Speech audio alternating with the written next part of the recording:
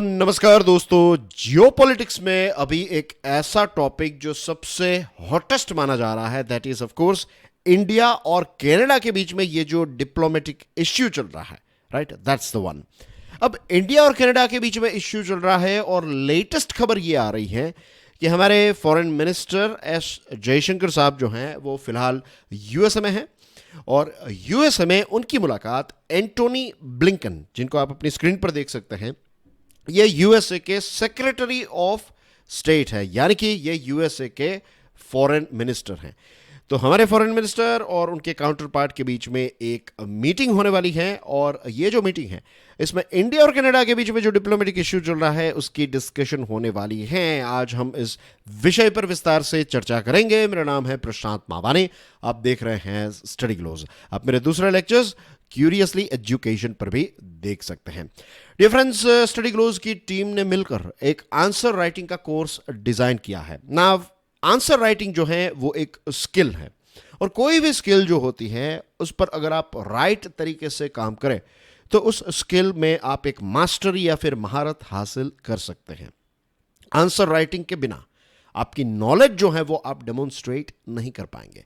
तो आज से ही आंसर राइटिंग की तैयारी शुरू कीजिए। लाइव सेशंस जो है वो स्टार्ट हो चुके हैं, एक बहुत अच्छा डिस्काउंट भी अवेलेबल है। Now dear friends, diplomatic tension India और कनाडा के बीच में चल रहा है और अब यूएसए के साथ जो हमारी एक मीटिंग है उसमें इस विषय पर चर्चा होने वाली है और इसके पीछे मेन रीजन ये है कि इंडिया और कनाडा और यूएसए और कनाडा के रिलेशंस जो हैं वो कुछ इस प्रकार के हैं कि ये डिस्कशन जो है वो डेफिनेटली होगी। अब इंडिया और कनाडा जो हैं उसके बारे में आप जानते हैं कि क्या क्या इश्यूज हुए हैं। ये खालिस्तानी सेपरेटिस्ट जो हैं उसकी वजह से ये सारे इश्यूज जो हैं वो चल रहे हैं और एक लंबे समय से ये अंडर करंट में ये इश्यू चल रहा था, लेकिन अब चीज़ें जो है वो टिपिंग पॉइंट को क्रॉस कर गई। कई बार ऐसा हुआ है कि भारत ने कनाडा को बताया है कि आप देखिए, आपके यहाँ पर ये जो सेपरेटिस्ट हैं, जो खालिस्तानी मूवमेंट चलाने की बात कर रहे हैं, जो रेफरेंडम क्रिएट करने की बात कर रहे हैं या फिर रेफरेंडम क्रिएट कर रहे हैं, इतना ही नहीं, हमारे जो डिप्लोमेटिक हाउसेस है, for example Indian high commission या फिर जो काउंसिलेट की ऑफिस है, तो वहाँ पर भारत का जो झंडा है उसको निकाल कर ये लोग खालिस्तानी झंडा लगा रहे हैं। ये सारी एक्टिविटीज़ कर रहे हैं। हमारे जो डिप्लोमेट्स हैं उनके नाम इश्यू कर रहे हैं, पोस्टर्स इश्यू कर रहे हैं, डिजिटल पोस्टर्स, और लिटरली इन पोस्टर्स में इनाम रखा गया है कि अगर आप ये जो हमारे इंडिया के डिप्लोमेट्स हैं उनकी हत्या करेंगे तो आपको इतने पैसे मिलेंगे। तो ये सारी एक्टिविटीज़ एक लंबे समय से चल रही है और भारत ने बार बार ये बात जो है वो कनाडा को बताई, लेकिन फिर कनाडा की सरकार जो है वो उतने कोई ख़ास स्टेप नहीं ले रही है। और फिर कुछ महीनों पहले जो निज्जर नाम का व्यक्ति है, जून महीने की बात है, जून 2023 की बात है, उस व्यक्ति की मृत्यु हो गई, किसी ने उसकी हत्या कर दी और उसके बाद ये इश्यू इंडिया और कनाडा के बीच में काफ़ी ज़्यादा बड़ा हो गया। अब एजेंडा में कौन कौन सी चीज़ें डिस्कस की जाएगी ये चीज़ें डिस्क्लोज नहीं की है, लेकिन ऑफ कोर्स ये टॉपिक जो है इंडिया और कनाडा का, ये दोनों देशों के बीच में डिस्कस किया जाएगा।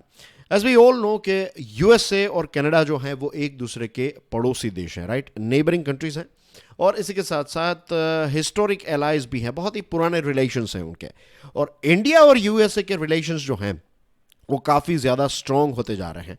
तो इसमें अगर कोई बीच की कड़ी है तो that is USA. Of course USA चाहेगा कि कनाडा और इंडिया के बीच में रिलेशनशिप जो है वो स्मूथ हो जाए, लेकिन इसी के साथ साथ यूएसए को एक चीज़ जो समझनी पड़ेगी वो ये है कि यूएसए कनाडा को शायद चीज़ें डिक्टेट कर पाए, उनको कह पाए या फिर उनको फोर्स करके कुछ चीज़ें कह सकता है, लेकिन इंडिया को अगर फोर्स करने की बात आएगी तो इंडिया इसको रेजिस्ट करेगा, इंडिया इसको एक्सेप्ट नहीं करेगा। क्योंकि भारत की अगर फॉरेन पॉलिसी को अगर आप अच्छी तरीके से समझेंगे देन यू विल फाइंड कि भारत ने, जिसको कहते हैं स्ट्रेटेजिक ऑटोनॉमी का मतलब होता है सामरिक स्वतंत्रता, के फॉरेन रिलेशंस में हम किसी के भी अंडर रहकर काम करना नहीं चाहेंगे। हाँ, जहां पर भारत के हित नजर आएंगे, जहां पर भारत के हित होंगे, भारत का इंटरेस्ट होगा, वहां पर भारत जो है वो उस देश के साथ उस पर्टिकुलर प्रोजेक्ट या फिर उस पर्टिकुलर सेक्टर या उस इश्यू पर काम करेगा। लेकिन अगर लेट्स से कि हम डिफेंस के प्रोडक्ट्स यूएसए से ज़्यादा मंगवा रहे हैं, उसका मतलब ये नहीं है कि हम उनके वसाल स्टेट हो गए और वो कोई चैरिटी तो नहीं कर रहा है, वो भी हमसे पैसे लेता है, राइट। ये सारी चीज़ें मुफ्त में नहीं आ रही हैं, राइट। तो बेसिकली भारत अपनी स्ट्रेटेजिक ऑटोनॉमी जो है इसको कॉम्प्रोमाइज नहीं करेगा। ये एक बहुत ही इंपॉर्टेंट चीज हमें समझनी है। आपकी स्क्रीन पर है मैथ्यू मिलर, ये स्टेट डिपार्टमेंट यानी कि यूएसए का जो फॉरेन अफेयर्स मिनिस्ट्री है वहाँ की, तो उनके स्पोक्स पर्सन है मैथ्यू मिलर, और उन्होंने कहा I don't want to preview the conversations Mr. Blinken will have in that meeting with Mr.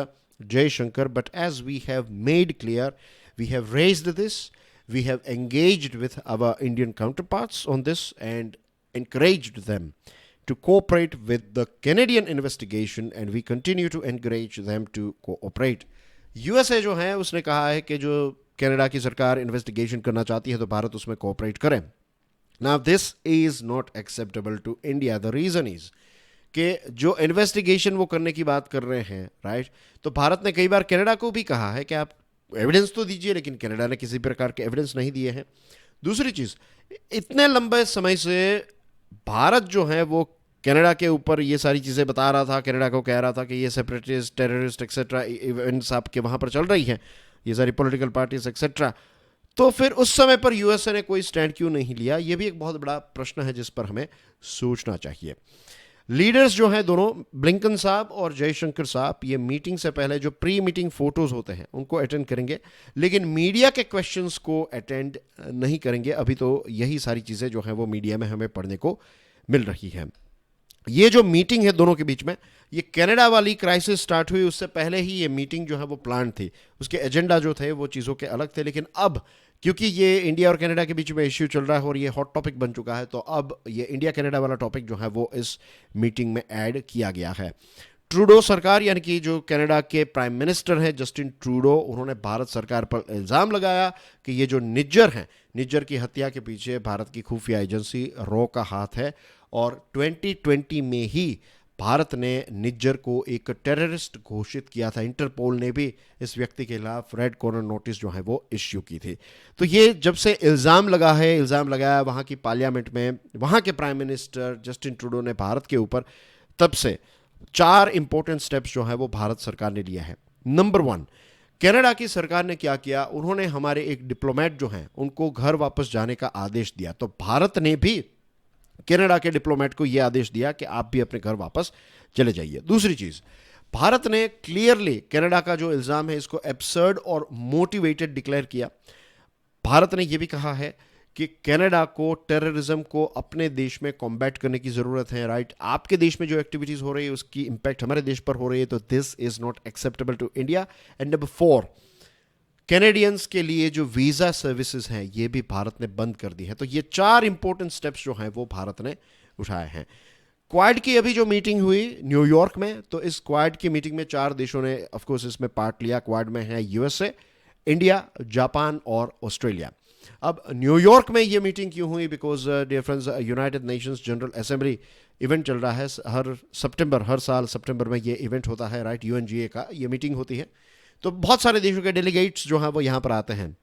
तो ऐसे बहुत सारे अलग अलग ग्रुप्स जो हैं उनकी भी साइड लाइन में मीटिंग चलती रहती। तो वैसे ही एक मीटिंग जो है वो क्वाड की हुई, और मैथ्यू मिलर साहब ने ये बताया है कि क्वाड की मीटिंग के दौरान ये इंडिया कनाडा वाला टॉपिक जो है वो डिस्कस नहीं किया गया था। प्रश्न ये उठता है कि हमारे जयशंकर साहब वहाँ पर क्यों हैं? जैसे मैंने आपको बताया कि वो न्यूयॉर्क थे, राइट। ये जनरल असेंबली जो है उसकी मीटिंग NY न्यूयॉर्क में होती है। ये मीटिंग खत्म करने के बाद वो DC यानी कि वॉशिंगटन DC यूएसए के कैपिटल में पहुंचे, और यहाँ पर उनकी मुलाकात ब्लिंकन साहब के साथ साथ बाइडन साहब की जो बाइडन एडमिनिस्ट्रेशन है उनके टॉप ऑफिशियल्स के साथ होने वाली है।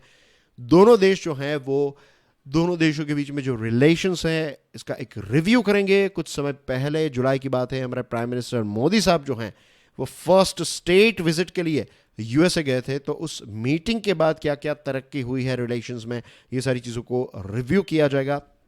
इसके साथ रीजनल और ग्लोबल इश्यूज पर भी डिस्कशन होगी, और उसके बाद हमारे जो जयशंकर साहब हैं वो हमारे डायस्पोरा के साथ भी मीटिंग करने वाले हैं। थिंक टैंक्स के साथ मीटिंग होगी और कॉरपोरेट लीडर्स के साथ भी उनकी मीटिंग्स होने वाली हैं। तो एक बहुत ही जैम पैक्ड शेड्यूल जो है वो उनका होने वाला है। And that's basically everything in today's discussion dear friends. This is Prashant Mamani, I am signing off for now. You are watching Study Glows. आप मेरे लेक्चर्स क्यूरियसली एजुकेशन पर भी देख सकते हैं। एंड डियर फ्रेंड्स, जो आंसर राइटिंग का कोर्स मैंने आपको बताया, जो डिस्काउंट चल रहा है, इसका लाभ ज़रूर उठाइएगा। and start answer writing preparation from today itself. God bless you all. Jai Hind.